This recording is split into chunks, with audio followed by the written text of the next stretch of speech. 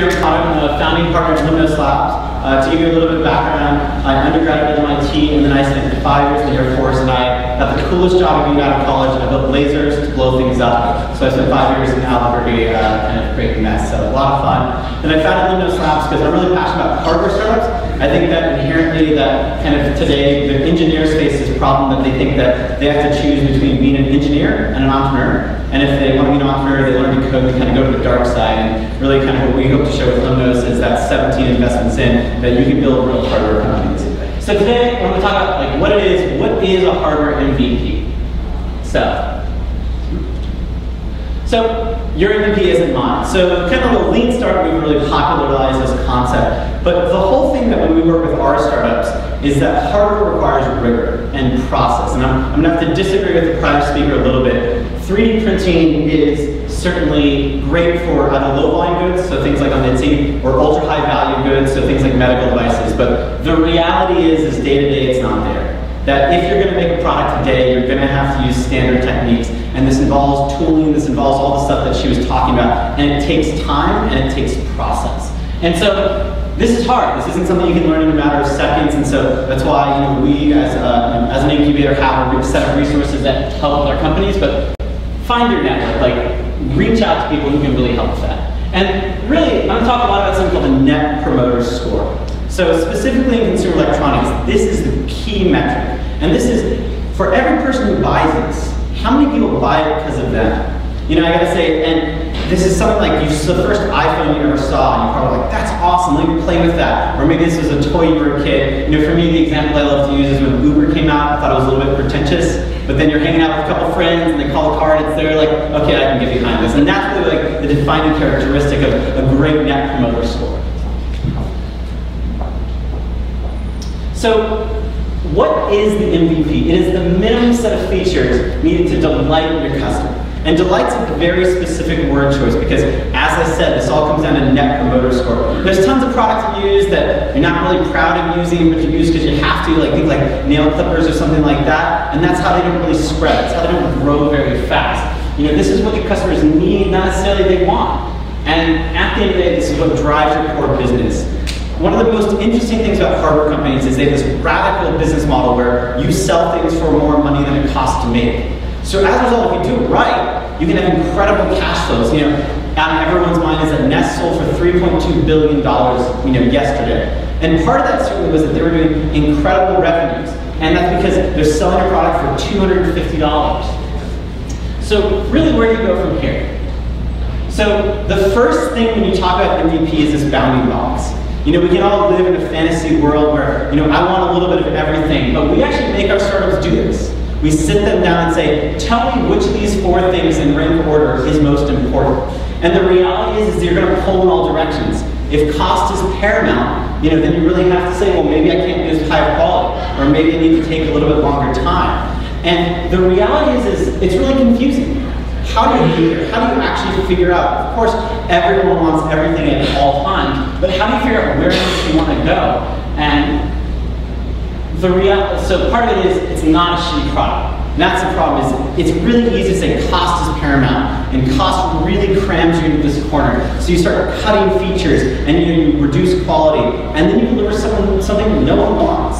How many Kickstarters, and I don't know how many of you buy that many, but there's so many Kickstarters where they get to the end of the day and they have to cut corners, and you get a product and I'm like, this isn't really what I wanted. This isn't something I'm going to tell my friends about. And there was an iPad case that was solar powered, and my friend of mine got it, and his iPad didn't fit.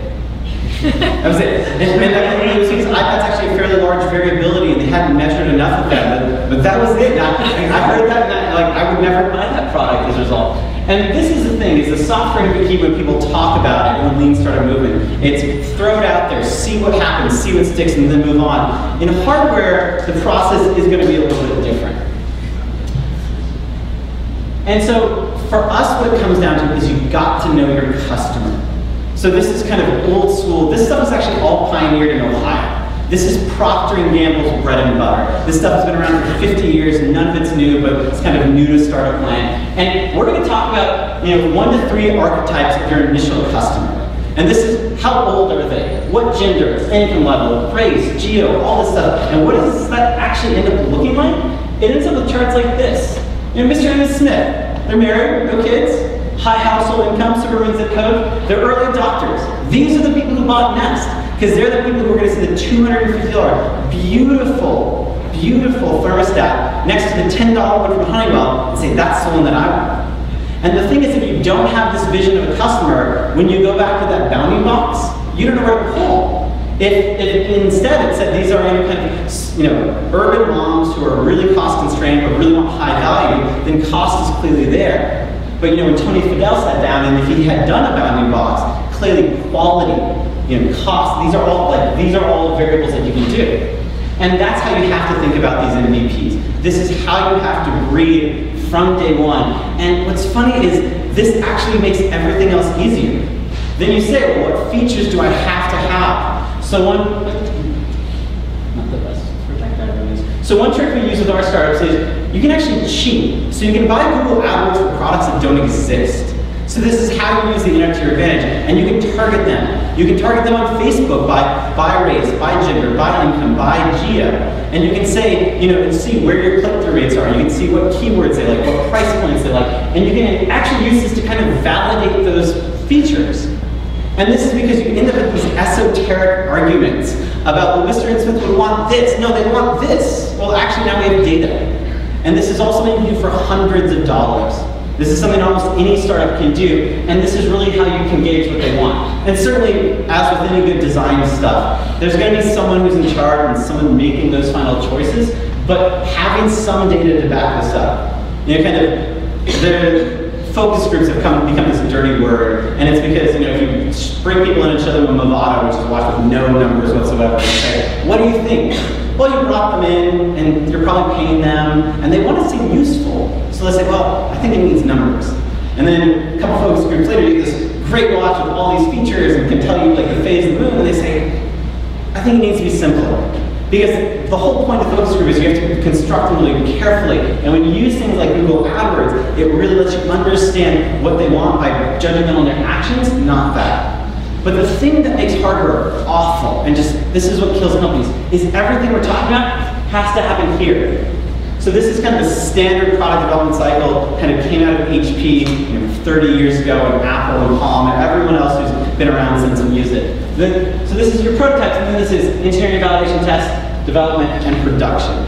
But from this point on, you're in a manufacturing environment. You've got a contract manufacturer, and maybe they're manufacturing in San Jose, or maybe it's Mexico, or maybe it's China. But once you've got a team that big and 3 or 4 parties involved, every single thing you change can end your company. You might have spent $50,000 hard tooling something, and then figure out that it wasn't the right thing. And so that's why MVP is so important, and that this is why in that prototyping phase, you use things like 3D printing to get 100 units out. You use old school techniques like latex molding, where you can pour urethane stuff in and get those first 100 out in your hands of customers. But that's why the MVP is so critical, because once you start, there's really no going back. And let's talk about beachhead. Has anyone in this room heard of the Impulse watch? Okay, good audience. So the fascinating thing is, the Impulse watch was the predecessor to the Pebble. The Pebble did not just come out of nowhere. Eric didn't just have this brilliant idea one day, go on Kickstarter, raise $8 million, and retire. So Impulse, the company, actually was founded several years ago. The early adopter market they targeted, this is in the late 2000s, was the BlackBerry market. Eric's from Canada, and the only product it worked with was BlackBerry. It was a notification watch. And that was his beachhead market, that was this early adopter. And then the iPhone came out, and then Android came out. He said, you know what, there's a bigger market here. When we go back to the customer archetype studies, the next step of that is how many of those people are there? And that's such a critical thing. There's, in Silicon Valley, this is certainly a problem that people say, everyone I know wants this. But you happen to know everyone who wants that, because the sub-collection of sub-25-year-olds who make $150,000 a year. So the problem is that your personal network can be an awful focus group. And so that's why these customer archetypes are so valuable. You know, you can say something like, how many people use insoles in America? How many of them have a problem with that? That's a huge market, and they're willing to pay for it. And that's why it's, you know, the Pebble example is so interesting, because they did a full run, they got a team together, they got people who understand manufacturing, and then they knocked it out of the park. And then, you know, executing on that is really what made them successful. And then eventually over time, you're going to have customer profiles. And if you know, customer profiles can seem esoteric, next time you're at a liquor store, go to the vodka aisle. And walk down the vodka aisle and say to yourself, who is this vodka made for? It's a ubiquitous commodity. There's like the skull vodka, it's got kind of edge, someone wants to show off, like, yeah, I paid $100 for this vodka. You know, there's your flavored vodka, so clearly they're attracting for people who, you know, are either sensitive to it, or like females, maybe college-age people. So you can go down the vodka aisle and really understand, like, every one of those products is trying to address hundreds of thousands, if not millions of people. And there's a vodka for you and your buddies, but no one else wants to buy that vodka, right? And so that's why having these profiles, and over time, as you go through these products and these MVPs, you understand that this is where you have to start. This is a large enough amount of people who want this feature set, who will buy my product. And you always have to start with beachhead, but then sometimes it's about how do you really, you know, evolve it over time after that. So, as I said, hardware is about rigor. It's about documentation. So the product requirements documents is the Bible of a hardware company. And this is so important because if you look at the first 20 hires of a software company, they're often clones of the founder. They're just programmers. Whereas in the first 20 hires in a hardware company, you're going to have mechanical engineers, electrical engineers, software people, sales people, and then actually logistics and supply chain people. And they all have to walk the same drum, because they're not interacting, you know, on the same code base every day. So the product requirements are is gory. For instance, one of our companies, Via, has a sports watch, and they actually give a minimum test and a maximum test for depth for water. Because actually surviving at 50 meters and 5 inches are a different test. But if everyone doesn't know that, they may forget to design for it. And you know, in this agile world, why do you need that? Because it all cascades. So when you have a hardware team in China and you want to change something, the problem is now you have to do translation to make sure that everyone on the team finds out about that simultaneously. And if you don't, it's game over. Hardware companies do fail because things start to blow up, because things break, because all of this. And bringing this all back to that MVP, this is your all defined on day one. The product requirements document actually is that thing that you have to do almost even before you start. And it seems esoteric, and it seems kind of ass backwards, the lean start movement, throw it out there, but build those prototypes, get them in the hands of users. But someday, you all have to get together and agree, this is the product we're making. This is why we want these features. This is how much it's going to cost. And really, a lot of this ties back to the Net Promoter Score. And one of my favorite things in the world, when you see like founders arguing, is maybe you can include that feature and just hide it. And Nest, above all, did this best. When the Nest came out, everyone tore it apart, and what did they find? They found a Zigbee module that was completely worthless. But because they knew that long-term they wanted to add these other products in, but they didn't turn it on, they didn't tell anyone about it. You had to find it when you asked Nest, and they said, we're not going to comment on it. But that's the kind of thing where the Net Promoter Score comes out. So when that fire alarm comes out, you're like, this is awesome, it just works. I just bought it, it works seamlessly. You know, one of our other companies is considering putting something in and then just turning it on 6 months later. Can you imagine we bought something and 6 months later it does more stuff? That's awesome. And that's the kind of thing that gets people talking about. It gets people saying, oh man, like my phone, it suddenly does this, or my alarm clock suddenly does this, and that's how you trigger that next person to come buy that for you. And this is really what it talks about, like that one feature. Nest did it with the thermostat, but it had the vision. They built it from day one. They understood how that initial minimum, absolutely minimum viable product goes, and builds them something great. It's not mediocre, minimally awesome. If you just do one awesome thing, Google just did search. They didn't try to do all these other fancy things first. And that's really what the core here is. In hardware, you have to understand, what is the problem that your users are having? What are you actually solving for them today? And the other problem is that pulling features last minute can be brutal. It was, I think it was one of the early iPod touches. Had a hole that was clearly for a camera that wasn't there. Now in their particular case, it didn't matter, like they had the screen in such a way that you didn't notice. But can you imagine that if you're a car manufacturer, have you ever like a crappy rental car and there's buttons that don't push? Like, it looks awful. You're like, hey, what am I getting gypped out of? I really wish I had AC. And that's the kind of thing where if you're a startup, you don't have the cash flow, you don't have all this other stuff that these large companies have, that you can't make those mistakes. Because if you run all this injection molding and you have 10,000 shells, crunching them is not always an option. So part of this comes down to, so then how do you do it? How do you actually get a minimum viable product and have any idea that people are going to do it? One of our companies, Revolve Robotics, they needed to ship about 150, 200 units of something. And so they actually use this old model making technique. This is actually like kind of pioneered in the 30s for movies. And what it is you get one 3D printed part, ultra high precision, costs like $300 bucks. And then you make a 2-part latex mold. Go to Michael's, you can buy this stuff. And then you make a urethane cast of it. And then they're 50 cents a part.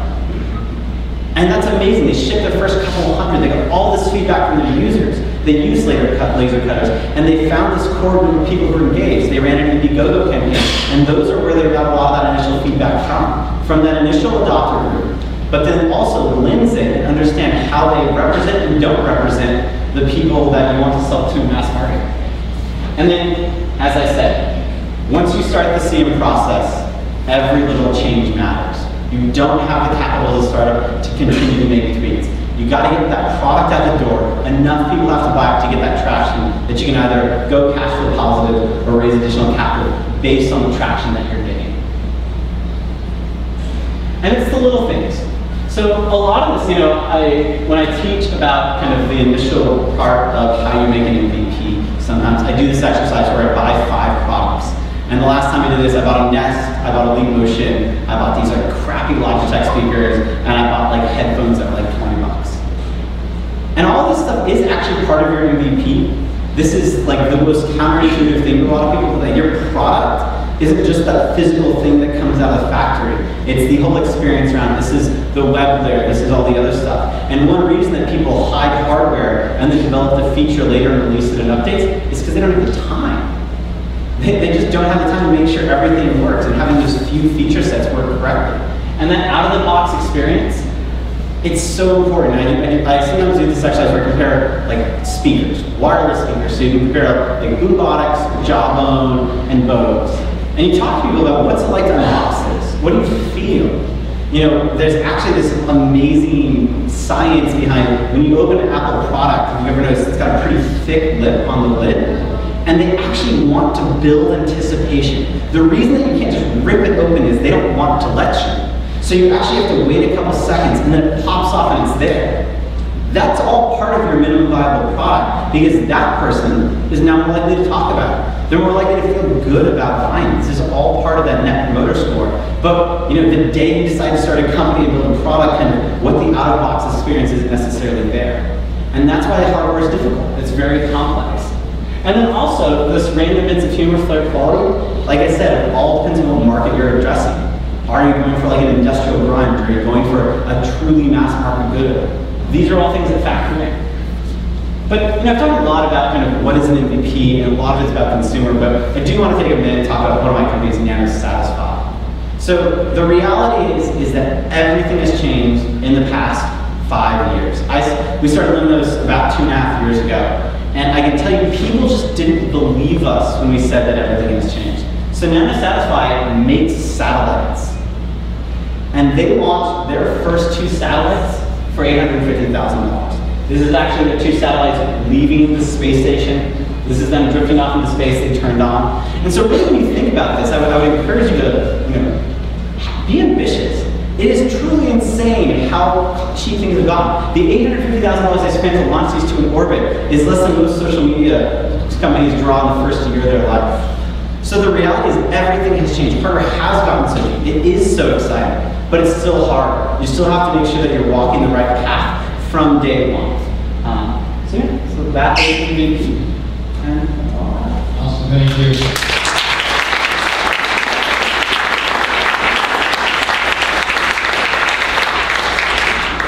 That was really great.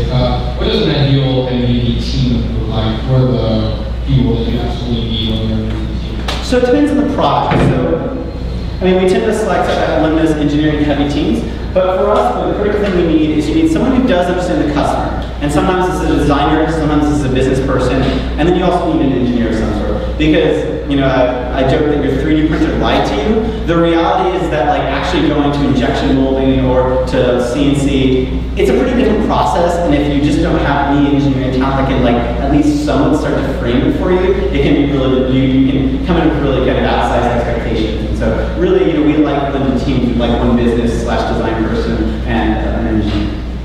And an engineer means It could be everything from electrical to mechanical, it really depends on the product. I mean, for Nano, it was a couple of aerospace kids, and now they're ready to go. Great. Questions for number one question? Well, if you have any questions afterwards, please find me. Okay. Thanks a lot.